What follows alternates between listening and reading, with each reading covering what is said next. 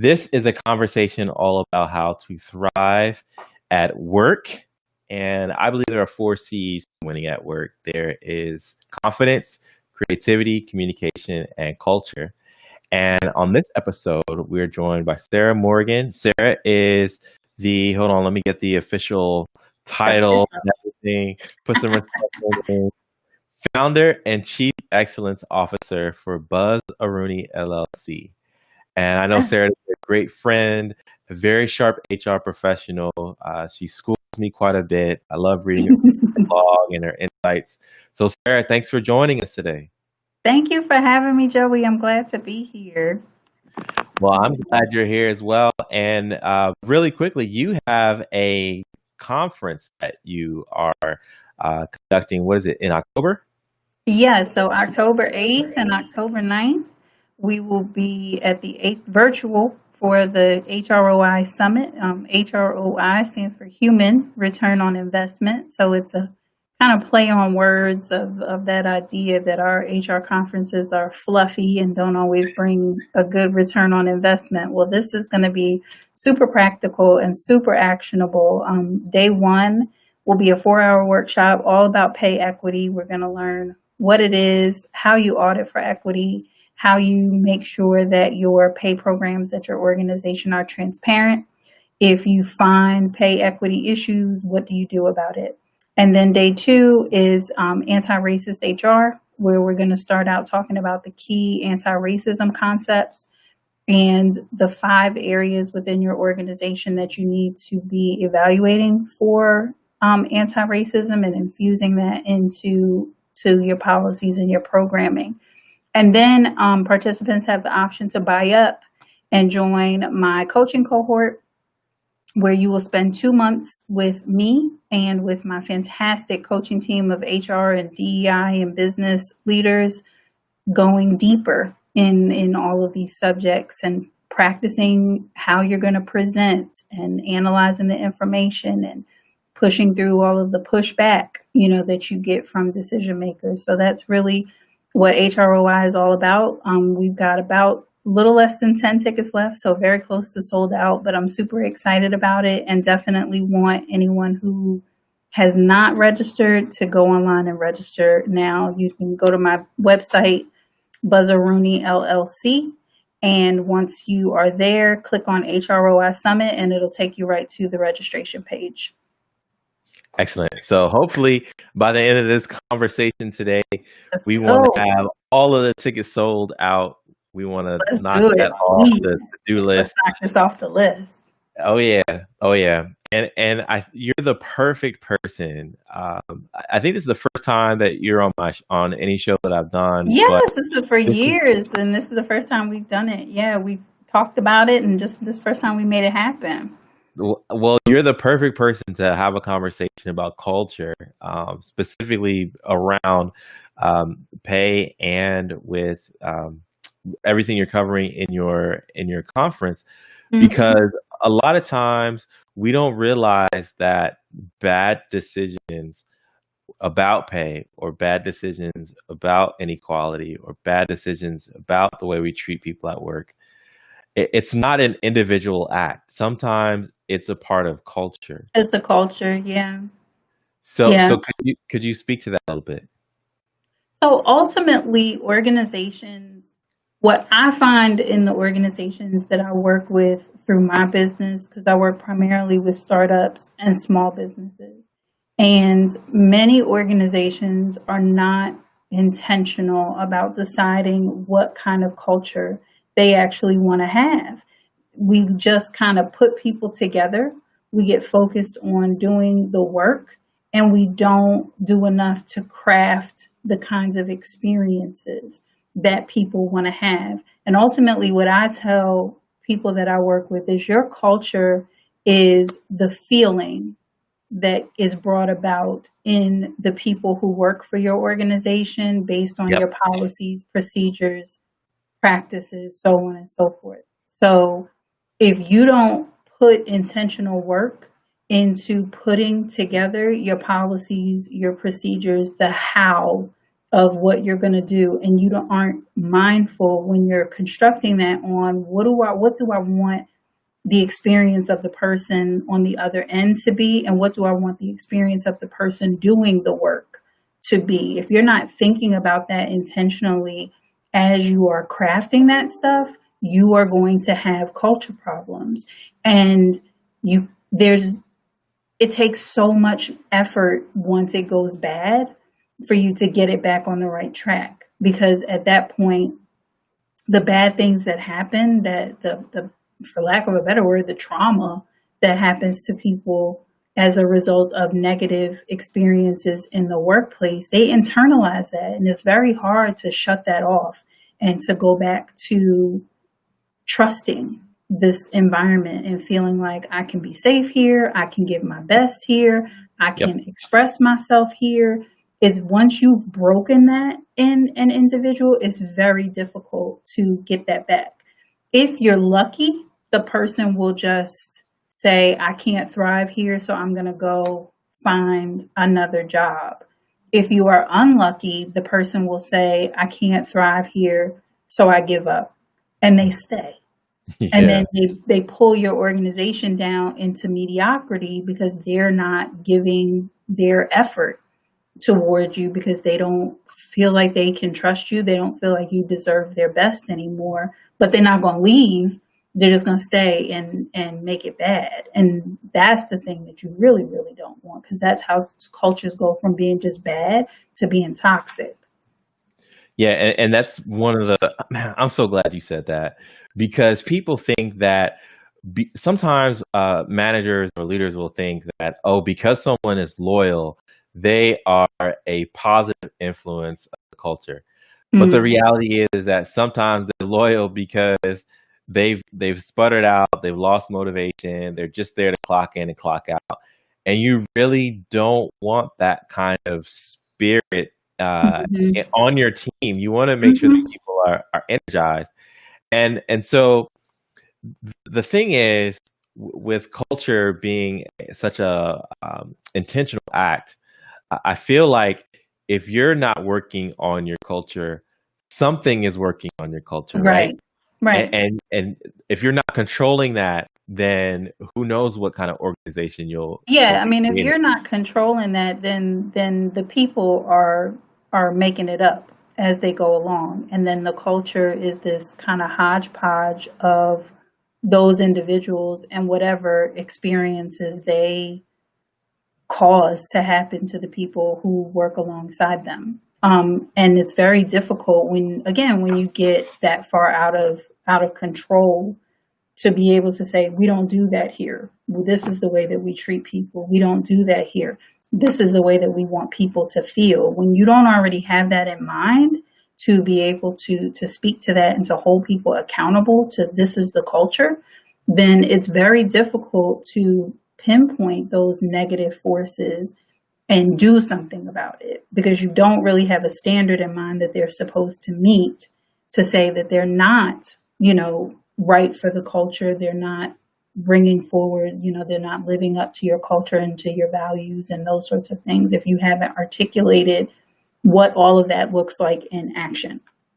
And to your point, you can have people who have been with your organization for years and decades, and they're completely toxic. And the only thing that they have to show for them being there is years under their belt.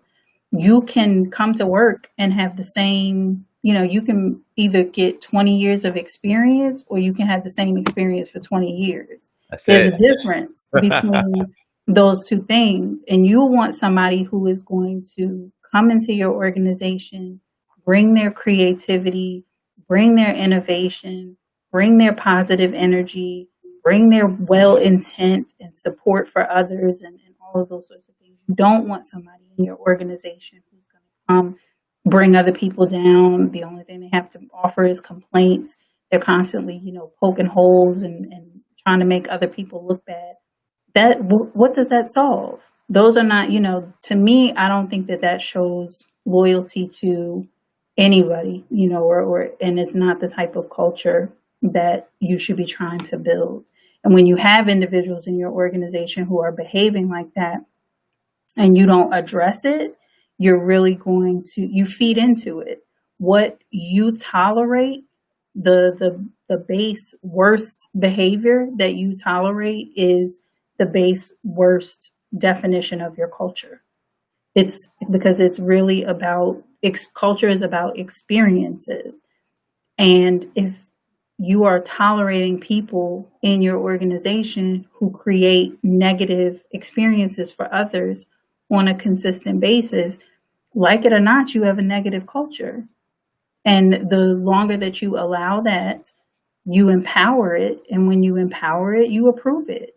And if you don't want that, then you have to address those things head on. And that's difficult. I won't pretend that it's not, but it's necessary, if we want to have healthy, positive workplaces where people come and people want to stay.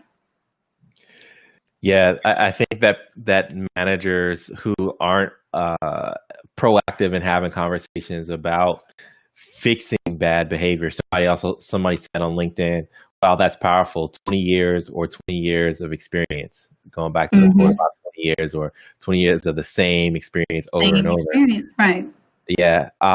People, you have to realize that you empower bad culture by not addressing it.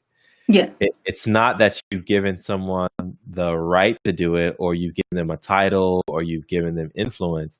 The fact that you've allowed it to happen and happen over and over again, that is empowering bad culture. And I want to put you on the spot real quick, but do you have a bad culture story?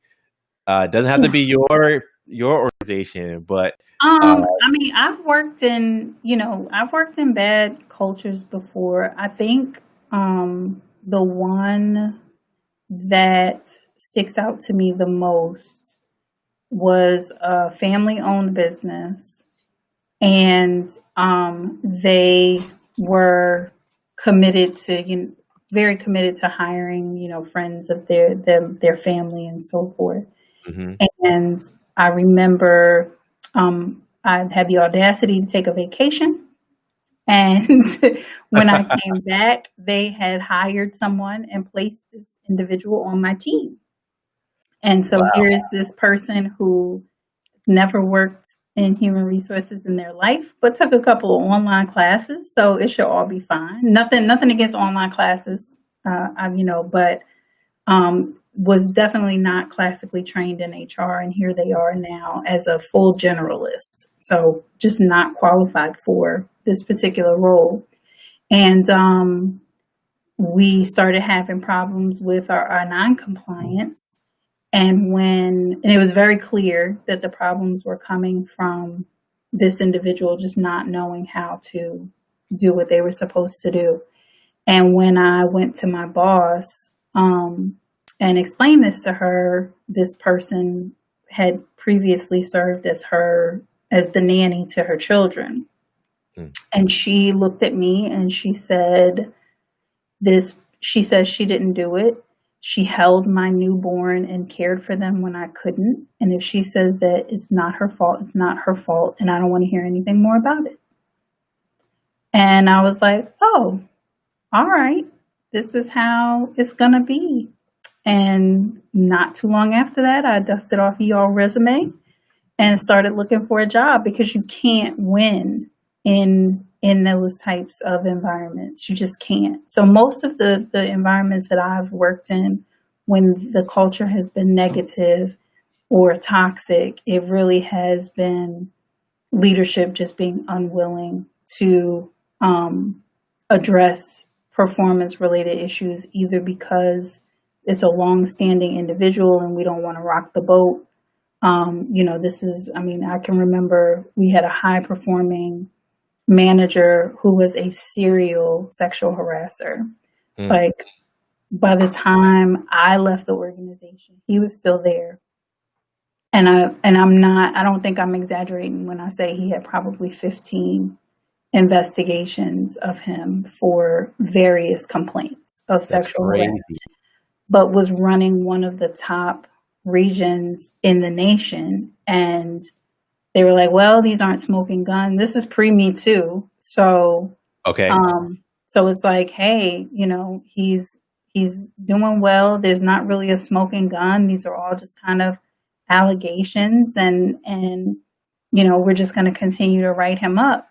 And to me, that was just completely unacceptable. And so once I had the opportunity to remove myself, I did, and found out from friends of mine that still work there that ultimately several of those women came together and filed a class action lawsuit. And it was 6-figure settlements, going around for that. So there's liability in allowing people behaving inappropriately and allowing people who behave in toxic ways to stay within your organization. But to me, you shouldn't even wait for that. You should do it because it is the right thing to do. Like I recently had a conversation with Steve Pemberton from WorkHuman, and I remember him telling a story about a gentleman on his team who he saw him just looking inappropriately at some of the women on the team. And I know culture isn't all about harassment, but there are easier examples than some of the other stuff. Yep. And he said, he pulled that gentleman aside and said to him, we don't do that here. Like, I see what it is that you're doing. That is not appropriate, and I expect you to stop. The woman never knew, didn't know, probably may not even to this day, may still not know, but he knew, and he knew that guy knew. Like, I saw you seeing me see you. You know what I'm saying? And yeah. And because that happened, he said, I'm not giving permission. I'm not even going to give that a foothold. I'm going to address that from the get-go. And that's the kind of things that when you are committed to protecting your culture, that's the kind of action, that happens, whether you're a leader or whether you're just a person on the team as a bystander. That's the opportunity for you to step up and be like, that's not happening. You do it because it's the thing that you're supposed to do, and not because you're expecting, anything in return for it. And not because you're afraid of getting sued. Like, I'm so tired of HR having to play this like Chicken Little, the sky is falling, we gonna get sued, we gonna go viral. Like, those things may never happen, but it doesn't matter whether we ever get sued, whether we ever end up, posted all over the internet for being a bad employer. If it never goes on Glassdoor or whatever, we know it happened, and we shouldn't be okay with that. And at the end of the day, if you're really serious about protecting your culture and the integrity of that within your organization, you should be ready to address those issues head on, no matter what. I 100% agree with you, and it looks like Wendy Daly. Hey, Wendy, she agrees with you as well. She's tuning in on LinkedIn. She says, do it because it's the right thing to do. Yes, way too many times we just look at what is legal, not what is the right thing. Mm-hmm. I think as HR pros and even advice to employees that are watching this, because we want to kind of make this kind of the behind the scenes coaching for HR, for employees. You've got to do it because it's the right thing to do. Mm-hmm. Not just does it go into that gray area or black area of legally this is wrong, but no, what's the right thing to do? And I know that we all have different moral compass. I know we all have different ethics and ethos, but if something is telling you that something isn't right, I believe you have a responsibility to speak up, not only to preserve yourself, but to preserve the organization. So what are some other practical tips you might have for people who find themselves in a bad culture? So when I found myself in negative cultures, and because I was in human resources, it was a lot easier for me to speak up about what I was observing and what I was experiencing, and trying to make a difference, in those places. And so I recommend doing that in appropriate ways, no matter what position it is that you're in, whether that is just between you and your supervisor, whether that is you sharing that information with your own human resources department, or whether that is just you talking with your particular work team about what the rules are going to be on. Like, we don't care if everybody else is tripping, we're going to get this right. Yeah. And, this is what we're going to do here. So try to, make the best out of whatever circumstances that you can and raise those concerns somewhere else. But if you do all of those things and it falls on deaf ears, then absolutely make a plan for you to move on. And I know that's very hard for people to hear. Nobody wants to be out in the job search streets. It's tough. It definitely is tough, but Yep. it is staying in a toxic workplace culture is so unhealthy for you. The amount of stress that it puts on your mind and on your body to have to be in an environment where you don't feel physically, and emotionally and psychologically safe for 8-10 hours a day, is just not worth it. And so, you have to have a plan for what it is that you're going to do, to remove yourself from that environment. And that may look like you needing to take some classes to get yourself some additional skills so that you can move on to the next, level in your career. That may look like you taking some, classes to learn a new skill and pivot into a direction that you've been wanting to go in. Or it may just look like you updating your resume and, reaching out to your network and starting to apply for jobs in a more traditional way. But whatever it is that looks like for you, put all your positive, healthy energy into building that. And don't worry about the foolishness, that's going on in that time. And then the last thing I would suggest that was very helpful for me is try to find ways to give back. I can remember working in an environment and I was very unhappy with how we were handling background checks. I felt at the time we were being far too rigid and not willing to give people with criminal history a chance at some of our entry level positions where their criminal history wouldn't have been a risk of liability to the company. It was really just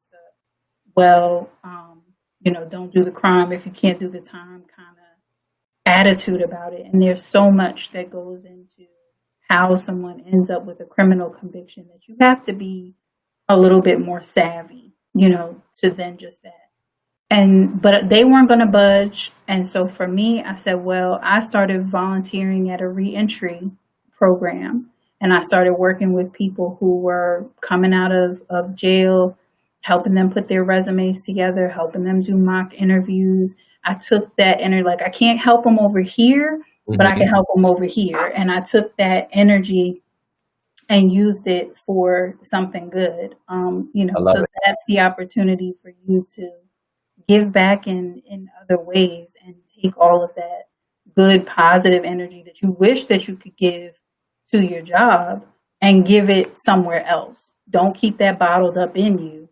Just find another more productive place to put it that's going to receive what it is that you have to give until you can find yourself a place that will let you give the way that you want to. Yeah, don't let those positive vibes die. Don't let a bad, toxic culture burn your light out. Burn you out. We have James Kelly Fox Davis here. Hey, James, from Facebook, he says, I quit my good government job with 15 plus years of service due to a toxic work environment. I don't recommend it for everyone, but I do it. And I think that's, oh yeah, good for you. Good on you. I hope you're, living your best life now at this point, for making that jump. I think the thing about that too, Joey, is that we are so hard on people for leaving jobs and getting fired as though that's like the death of you. Yeah. You know, the fact that you worked somewhere and it didn't work out, and now Yep. suddenly you're just like it's almost like you get criminalized for you going to a work environment. And I mean, you and I both know this, like this whole idea that moving from job to job is a bad thing. And so you get people who are staying, I just got to make it a year so that my Yep. resume doesn't look crazy. Like, we got to stop torturing ourselves for $1, you know? And so I look at this this younger generation, Gen Z and Alpha coming up not too far behind them, and they're like, Psh, I'll go work at Instacart, you know, and get That's right. an Instacart. I'm gonna go Instacart. I'm gonna babysit. I'm gonna walk some dogs.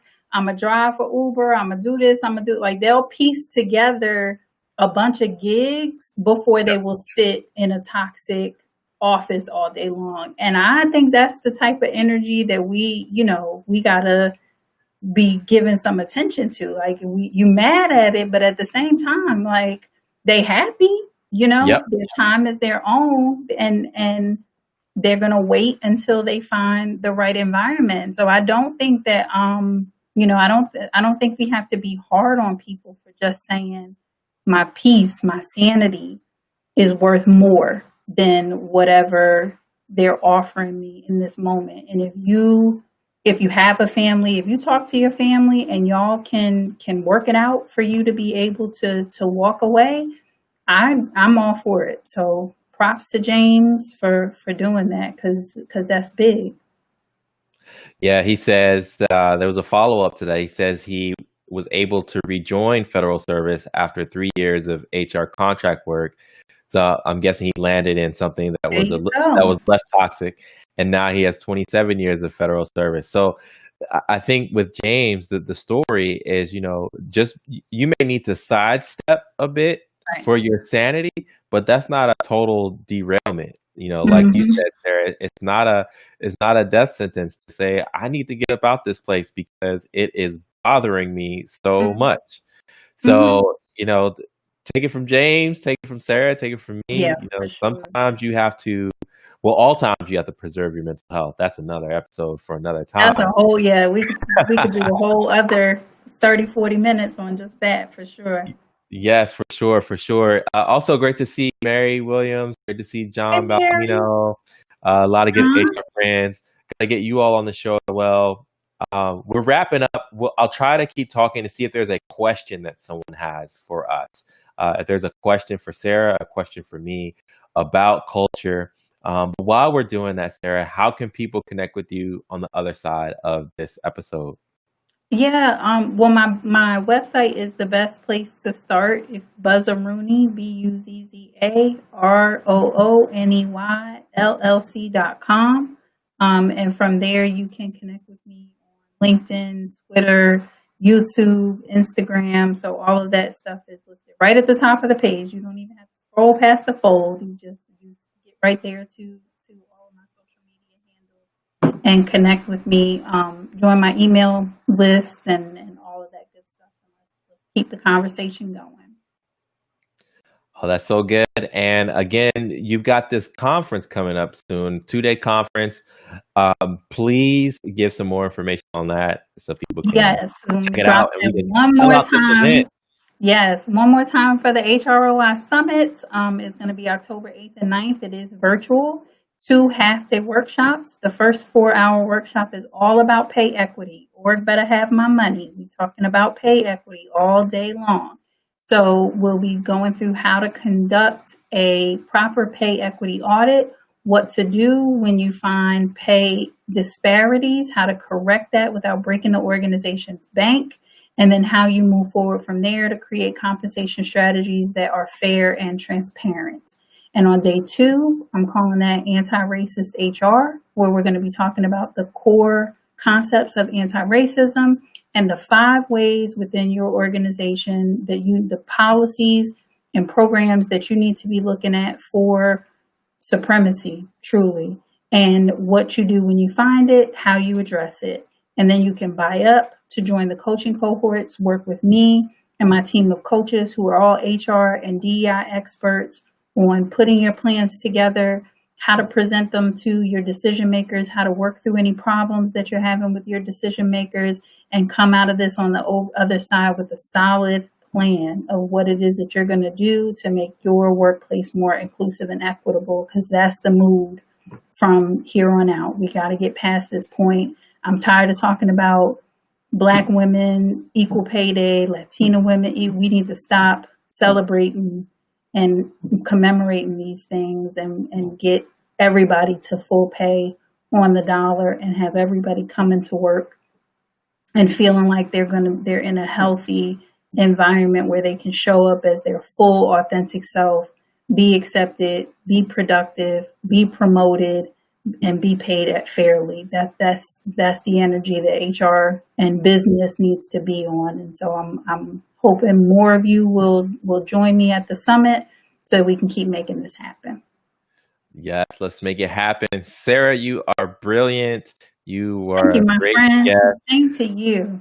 Gotta have you on another time sometime. And thank you so much for tuning in to this episode of Winning at Thank Work, you, everybody. where HR experts help you win at work.